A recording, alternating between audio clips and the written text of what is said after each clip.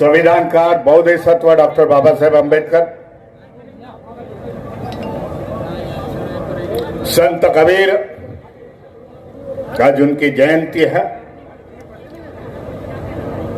सभी बहुजन के महानायकों को विनम्र अभिवादन करते समय इस राष्ट्रीय बौद्ध महासम्मेलन गोरखपुर इस धम्मपीठ पर आसीन पूज्य भंते जी को वंदन करता हूं।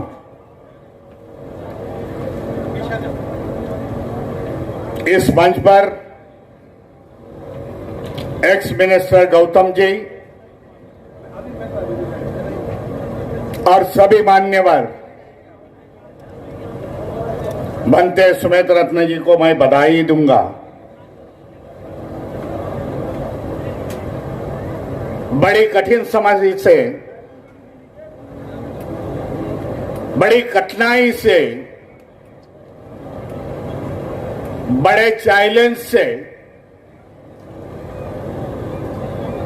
जो सरकारी चैलेंज आ गई, उसके बावजूद राष्ट्रीय महासम्मेलन का आयोजन किया। यानी आप सभी लोग यहां उपस्थित हैं। मैं समझता हूं सुबह से 11 बजे से आज बैठे हैं, अभी 4 बजने को आए। ये भी जानता हूं बाबा साहब के अनुयायी हो, बुद्ध धम्म से मार्ग से चल रहे हैं, इसके लिए आप बैठे हुए हैं।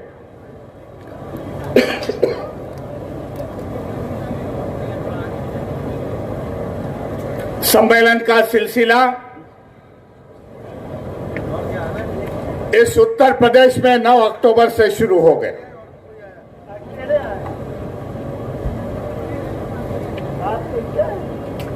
पांच अक्टूबर के दिन दिल्ली के अंबेडकर भवन में 22 प्रतिज्ञा होने के बाद गौतम जी को राजीनामा देना पड़ा। हमारे लिए सबक है। सबक इस बात की है, कोई सरकारें, कोई विचारधारा हमारे साथ नहीं।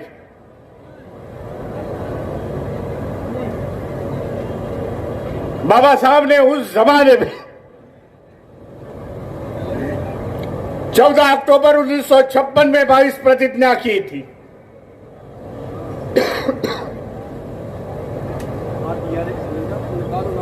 आज तक उस पर कोई किसी ने टिप्पणी नहीं की, किसने आक्षेप नहीं किया। पता लगे लेकिन सरकारें बदल गई। तो बैलेट है ना, बैलेट में से तो निकल गया ना। हमें बताया गया कि 22 प्रतिज्ञा लेनी नहीं। फिर भी 9 अक्टूबर में लखनऊ के धरती पर मान्यवर काशीराम स्मृति स्थल पर ओबीसी समाज का आयोजन किया गया। बौद्ध राष्ट्रीय सम्मेलन 22 प्रतिज्ञा हो गई। हमने चुनौती दी सरकार को। संविधान ने हमारे को हक दिया, हमारे को अधिकार दिया, राइट टू रिलीजन और आर्टिकल 25। हम कोई भी धर्म की नीति अपना सकते हैं, ये हमारा संविधान बताता। लखनऊ के बाद मेरठ में ऐसा प्रोग्राम का आयोजन हो गया। हजारों संख्या से लोग वहां थे मेरठ में। जो पश्चिम उत्तर प्रदेश आता है, ये पूरब आता है, गोरखपुर। सहारनपुर में ऐसा प्रोग्राम हो गया यह सिलसिला आने वाले समय में चालू रहेगा इस उत्तर प्रदेश में।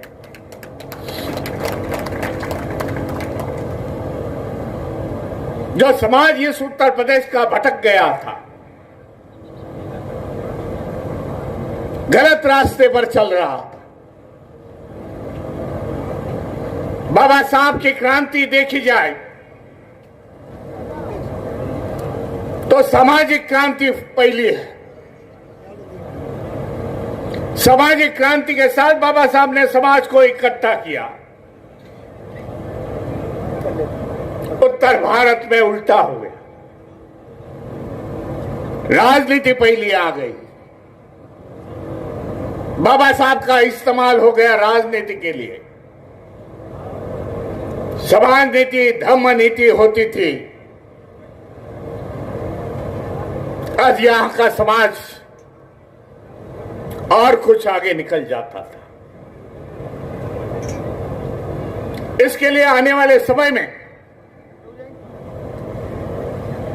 बौद्ध धम्म सम्मेलन ये उत्तर प्रदेश में होगा। जो वंचित समाज है, ओबीसी समाज के लोग हैं, यहां बैठे हुए, मंच पर बैठे हुए यादव समाज, हमारे मौर्य है, प्रकाश जी मौर्य बैठे हुए हैं, कुशवाहा समाज के लोग हैं। हमें बाबा साहब के धम्म क्रांति में उसको लाना पड़ेगा।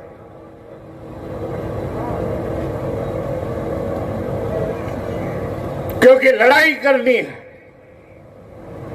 तलवार की नहीं, बंदूक की नहीं, विचारों की जो करनी है, सभी वंचित समाज को लेकर हमें करनी पड़ेगी। जो भंते जी ने अभी मुद्दा उठाया, सुमित रत्न जी ने, महातेरो, भाई बौद्धों की संख्या कितनी है?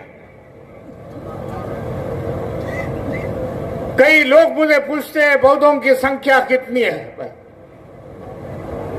बौद्ध महासभा का अध्यक्ष होने के नाते एक ही बताना चाहता हूं, जो सरकार में आज अखड़ेवाड़ी है वो फर्जी है।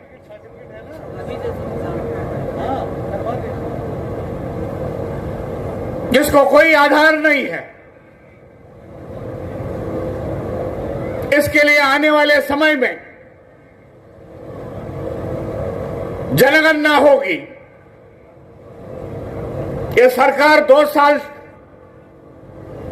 टाल रही है, आगे लेके जा रही, जनगणना कर रही नहीं, क्योंकि डर रहे हैं इन लोग। डर इस बात का है कि बाबा साहब की धम्म क्रांति, यहां के बौद्धों की संख्या बढ़ रही है। ये उन्हें डर है कि समाज के वंचित लोग, ओबीसी लोग आज बौद्ध बनने जा रहे हैं। जो ऐलान हमने किया हुआ 2025 का, कई प्रोग्राम मैंने साउथ में किए। इलेक्शन, कर्नाटक के इलेक्शन के पहले इस प्रकार के मैंने प्रोग्राम अरेंज किए। धम्म यात्रा मैसूर में निकाली, तेलंगाना के हैदराबाद में प्रोग्राम लिया, विजयवाड़ा में प्रोग्राम लिया।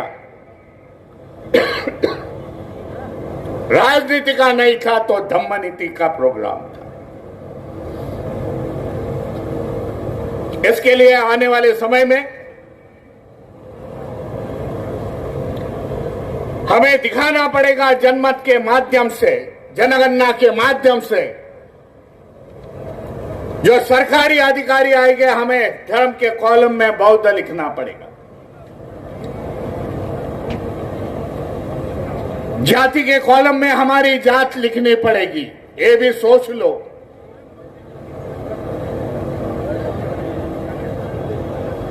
बौद्ध धर्म में कई बार मुझे बोलते हैं बौद्ध धर्म में जाति नहीं है। मैं मानता हूं उसको कि बौद्ध धर्म में जाति नहीं है, लेकिन सोशल वेलफेयर की जो सिस्टम है, सामाजिक समाज विभाग का जो रिक्वायरमेंट है, जो समाज विभाग की आज पूंजी टेर होती है, उसके लिए लिखना हमें जरूरी पड़ेगा। मैं भी जानता हूं 2024 में हमारे 10-15 एमपी जो चुन के आए इस पार्लियामेंट में,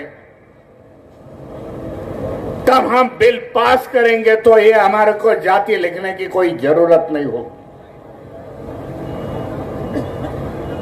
लेकिन जो चुन के आते हैं वो गुलाम बन जाते हैं, वो हमारी आज समाज की समस्या है।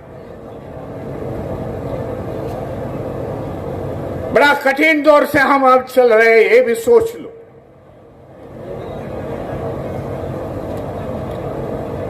इस महासम्मेलन के माध्यम से ये विचार रखने पड़ेंगे। समाज के लिए कठिन दौर है, फिर ये सभी समाज के लिए, बौद्धों के लिए, वंचित समाज के लिए, ओबीसीओं के लिए कठिन दौर है। इसके लिए कठिन है कि यहां एजुकेशन सिस्टम अभी डिस्ट्रॉय हो। जो एजुकेशन सिस्टम थी इस देश की, आज खत्म होने जा रही है। एजुकेशन बिल इस पार्लियामेंट ने पास किया कोरोना के समय में, कोई मीडिया इस पर बात नहीं करता। हमारे वैचारिक विचारों उस पर बात नहीं करते। हमें लोगों को बताना पड़ेगा एजुकेशन सिस्टम में नया कायदा आने वाला है। मैं समझता हूं 2024 में यह सरकार फिर से बैठ गई तो एक कायदा आ जाएगा। इस एजुकेशन सिस्टम के में जो किसान का लड़का है वो किसान बन जाएगा,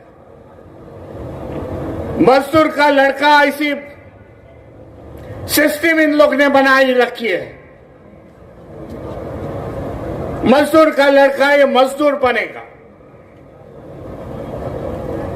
कैसे बनेगा 2 मिनट में आपको बताना चाहता हूं। हर साल जो एग्जाम होते हैं स्कूल में, और एग्जाम होने के लिए अपने माँ बाप अपने बच्चों को बोलते हैं पढ़ लिख लो, एग्जाम की तैयारी कर लो, एग्जाम आने वाली है। लेकिन यह सरकार ने फर्स्ट स्टैंडर्ड से 8वीं कक्षा तक कोई भी एग्जाम नहीं रखी। ये सोच लो, बच्चों की जो मेंटेलिटी है, सोच है बच्चों की। मैं नई स्टडी करके भी आगे का क्लास में निकल जाऊंगा और आगे जाके बच्चा मैट्रिक की भी परीक्षा पास नहीं, 10वीं की परीक्षा भी पास नहीं हो सकता, क्योंकि एजुकेशन फाउंडेशन उसका वीक रहा है। कायदा कहता है ऐसे बच्चों को मजदूर भेज दो। न्यू एजुकेशन पॉलिसी के बारे में बोल रहा है। न्यू एजुकेशन पॉलिसी बोलता है इसका बाप खेत में काम करता था, ये बाप के खेत की मजदूरी में इसको एक्सपीरियंस है, वो खेत का किसान बन जाएगा। इस प्रकार की सिस्टम एजुकेशन पॉलिसी में है 2024 में इंप्लीमेंटेशन हो सकते हैं। हम जो फेल हो गए इन लोग को हटाने के लिए, तो उसी तरह कामगारों के घंटे अभी 12 घंटे कर दिए। जो बाबा साहब ने 8 घंटे किए थे, बोनस किए थे, पेंशन किए थे, सब निकाल डाले। इसके लिए कठिन दौर इसके लिए कह रहा हूं। बाबा साहब ने संविधान में प्रावधान करने के बाद आज हमारे ऑफिसर बन गए, अधिकारी बन गए, शिक्षण अच्छा ले लिया, अधिकारी बन गए। लेकिन आज इन लोगों ने सरकारियां नौकरियां सब बेच दी है। कई केसेस सुप्रीम कोर्ट में आज पेंडिंग है। रिजर्वेशन इन प्रमोशन,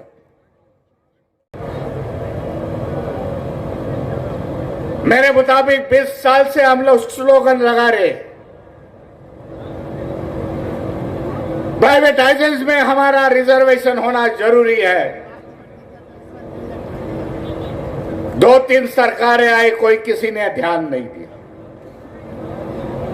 आज तो बोलेंगे सरकारी या नौकरियां नहीं है।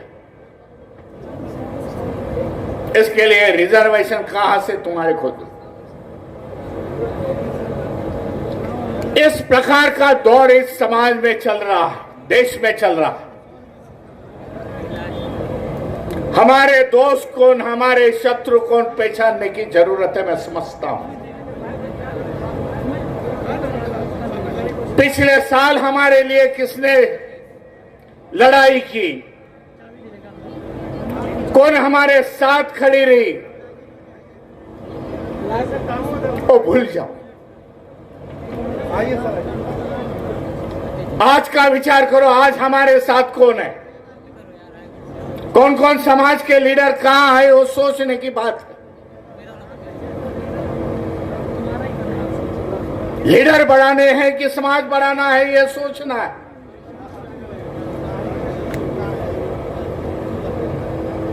इसके लिए आने वाले समय में 2024 हमारे लिए काफी महत्वपूर्ण है। जो विचारधारा आज सरकार में बैठी हुई है, वही विचारधारा बाबा साहब जिंदा होते समय उन लोग ने विरोध किया था। बाबा साहब के क्रांति को विरोध किया था इन लोगों ने। आज वही विचारधारा के लोग आज सत्ते में है, स्टेट में है, केंद्र में है।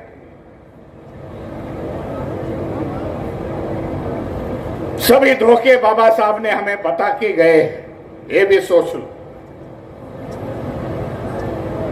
कोई काम बाबा साहब अधूरा करके नहीं गए। रिवॉल्यूशन एंड एंटी रिवॉल्यूशन बाबा साहब ने बोला, जब क्रांति होती है, एक जगह क्रांति होती है, दूसरे बाजू में प्रतिक्रांति होती है, वो क्रांति को दबाने के लिए।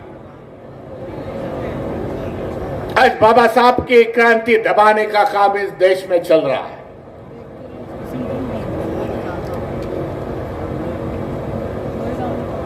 बाबा साहब के कारण हमें सब कुछ मिल गया। जिनको जिनको मिल गया वो घर में बैठने नहीं, अभी रोड में आने के लिए तैयार होना जरूरी, मैं समझता हूं। हमें हमारा विचार नहीं तो समाज का विचार करना जरूरी है।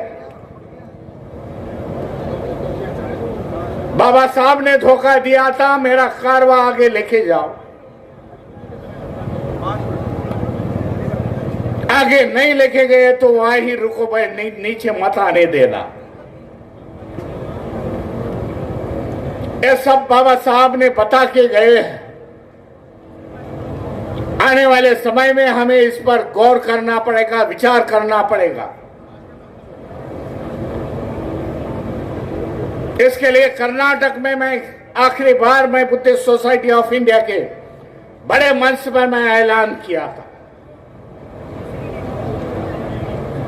क्योंकि वहां 15-20 दिन में इलेक्शन की शुरुआत होने जा रही थी।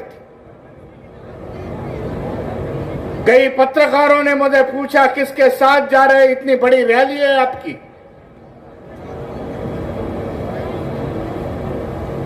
मैंने सोचा, मैंने बोला उस समय मंच पर से, जो पार्टियां संविधान के साथ खड़ी रहेगी,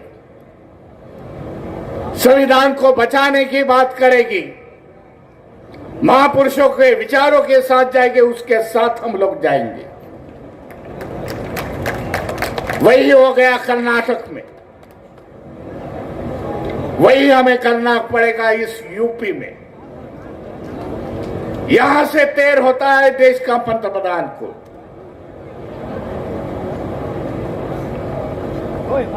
यहां से जाने वाले पंतप्रधान के ही हमें सीटें गिरा के हमारे संविधान वाले पार्टियों को चुन के लाने पड़ेगी। इसके लिए एक राजनीतिक पार्टी चलानी है तो सामाजिक संगठन होना जरूरी पड़ता है। जो मान्यवर काशीराम ने उस समय बात रखी थी, उस समय बाबा साहब ने ये बात रखी है कि पॉलिटिकल पार्टी चलानी है तो सामाजिक संगठन हमारे मजबूत होने चाहिए। इसके लिए हमारे इस राष्ट्रीय बौद्ध महासम्मेलन के हम लोग नियोजन कर रहे हैं, आयोजन कर रहे हैं। हमारे साथ समता सैनिक दल है, हमारे साथ कई गवर्नमेंट के संगठन आज खड़े हुए हैं। जान गए वो भी, घर में बैठेंगे तो हमारी आने वाली पीढ़ियां मजदूर के सिवाय कुछ नहीं बन सकती, ये भी जान गए उन लोग। इसके लिए आने वाली लड़ाई हमें इकट्ठा लड़नी पड़ेगी। संविधान के माध्यम से, बाबा साहब ने दिया हुआ इलेक्शन के माध्यम से, वोटिंग के माध्यम से हमारे विचारों की सरकार बननी चाहिए तो हमारा भविष्य निर्भर हो। ज्यादा समय न लेते हुए आप सभी को धन्यवाद देता हूं। धन्यवाद देता हूं, यहां बौद्ध भिक्खु बैठे हुए हैं, उनको धन्यवाद देता हूं। भाई विहारों से बाहर निकलो, बनते सुमेत रत्न जी का आदर्श ले लो। महातेरो 10 ऐसे भंते जी मिल गए होते तो ये उत्तर प्रदेश की छवि हम लोग बदल देते। भंते जी को बोलता, बुद्धिस्ट सोसाइटी ऑफ इंडिया आपके साथ। हमारे भी आने वाले 5 दिन में मेरे 5 कार्यक्रम विविध जिलों में लगे हुए हैं। बौद्धों के ट्रेनिंग सेंटर लगे हुए हैं, महिलाओं को ट्रेनिंग सेंटर है। वहां बौद्ध धम्म कैसा अपनाया जाएगा, बौद्ध धम्म की शिकवण कैसी होगी, वो हमें हम लोग 10 दिन में पढ़ाते। आह्वान करता हूं,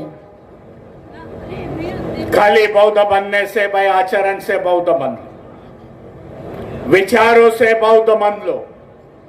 हमारी छवि बौद्धमय होनी चाहिए। हमें संस्कृति, यहां बौद्धमय संस्कृति बनानी चाहिए। देश की छवि हमें बदलनी है। जो विषमता की छवि है, हमें समता की छवि लानी पड़ेगी, भाईचारे की छवि लानी पड़ेगी, करुणे की छवि लानी पड़ेगी। सभी को धन्यवाद देता हूं, ज्यादा समय न लेते हुए। आप सभी इतने समय से करीब 6 घंटे आप बैठे हैं, आपको धन्यवाद देता हूं। सम्मेलन से जाने से पहले संदेश लेके जाना, भाई बाबा साहब के विचारों के साथ, बाबा साहब के दिए हुए संस्थे के साथ हमें जाना। हमारा धम्म हमें आगे बढ़ाना है। एक दफे समाज का फाउंडेशन, धार्मिक फाउंडेशन मजबूत होता है तो राजनीति, समाज नीति हमारे साथ है, ये भी सोच लो। सभी को धन्यवाद देते हुए नमो बुद्धाय, जय भीम, जय संविधान।